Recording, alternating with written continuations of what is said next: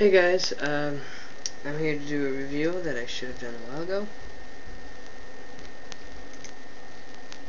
Sorry about the jump cut there, someone came to my attention that I needed to talk to.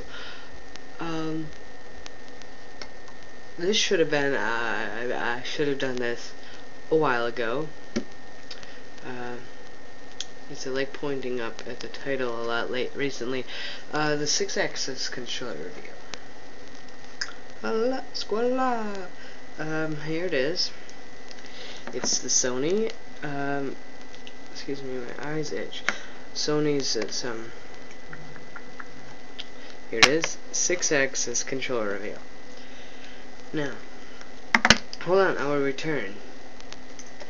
Okay, I've returned. I went to go grab this. This is a PlayStation 2 controller. On the fact, it has a cord and plug.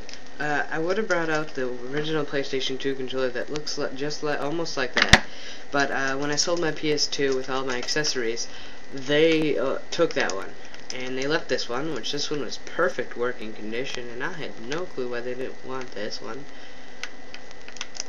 But this is similar to what the PlayStation 2 set up. So we got, you know, the X, the circle, the square, the triangle, and it was just like this. And it only had a start and select, not all these clear and slow and turbo and program and buttons, but just had start, select, and then digital or like analog, I think it was, and a red light. And then it had the D-pad that looked just like that D-pad. And then the buttons without this. Then they had the L2 and R2s, and the L2 and R2 didn't do this, but they were there. It's pretty much all set up the same. Now we'll take a look at the differences between the Sixaxis and the DualShock 2 or in 1 and whatever. Okay, major difference number 1: the PS button in the center. If you press that while you have your system on, it will, if you're playing a game, it'll show the in-game XMB, or if you're using something, it'll automatically always go back to the XMB screen, cross media bar, just like what the home button would do on the PSP. And if you hold it down during game, it gives you an option like quit game, controller settings, and controller slot 1, 2, 3, 4. Okay. Difference number 2: the L2 and R2 buttons, they hook over like a trigger. So that they press down farther. This is really nice, especially for racing games, because you can show the speed, slow, faster, fastest. And yeah, and that's that for that one. Difference number 3. If this is number 3, we got 4 different things up here. We got 1, 2, 3, 4, and little squares, and those are lights. Let's tell you what controller this is. Let's say this is controller and controller port 1, but there's no port. This is controller 1, 2, 3, 4. This PS3 can have up to 7 controllers connected to it, Bluetooth, and via USB 2 with the Logitech thing, a bobber. See, this is controller number 5. I think it'll have lit up 4 and 1. So that's number 5. 4 plus 5, 4 plus 1, 5. Okay. Difference number 4, I think. 4. USB slot. This is to recharge it. It has battery, and it recharges really, really fast. Yeah, it does. At least I noticed it does. Now that's all the. Now I believe that is all the visual effects. Well, another one, a feeling effect. This is a really lighter, and that may not be too good in some ways, but I like it. It can be good and bad, I guess. Yeah, but I think it's fine. I like this weight. It's really nice, and it doesn't make your arms and hands tired after a while. And yeah. Now there's like a 5th difference that you cannot see or feel, but you can use it. It's the motion sensor. Yes, people say it's a copy of the Wii Motion, but there's a fact that I've heard that a year before, Sony announced that their controller would have motion, and then like a year later, Nintendo announced that they are out doing the motion thing. At least that's what I've heard, because some people think that they copied. Well, apparently, I guess to some people, to facts. I don't think that's true.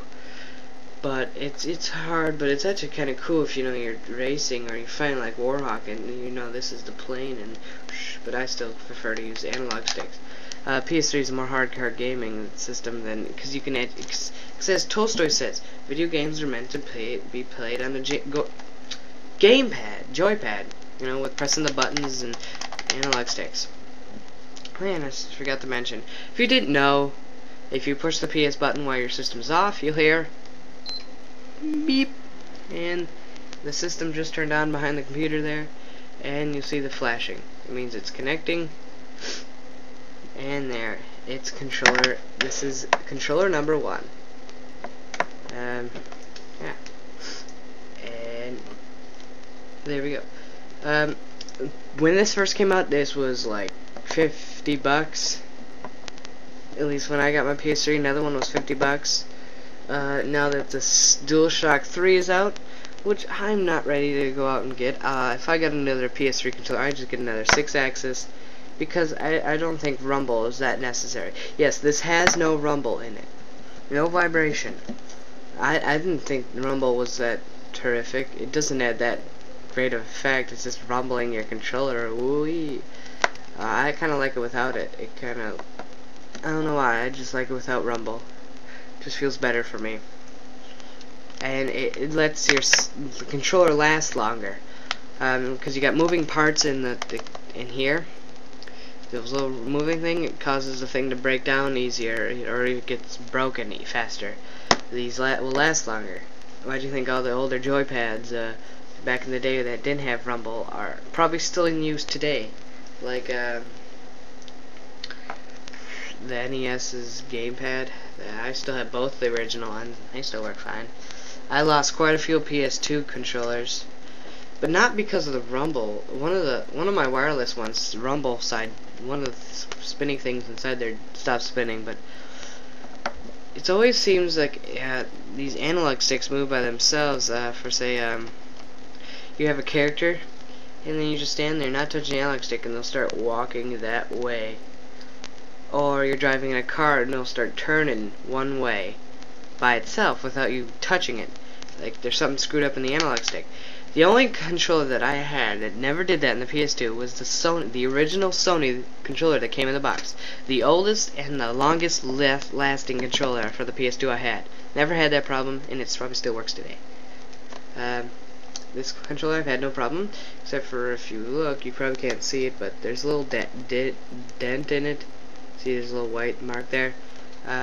There's a game called High Velocity Bowling, which, you know, Wii bowling, you know, think, oh, Wii, because it's all motion, it'll be better, but this is actually more lifelike, because, see, you put your 2 fingers in the hole of the bowling ball and hold it like this.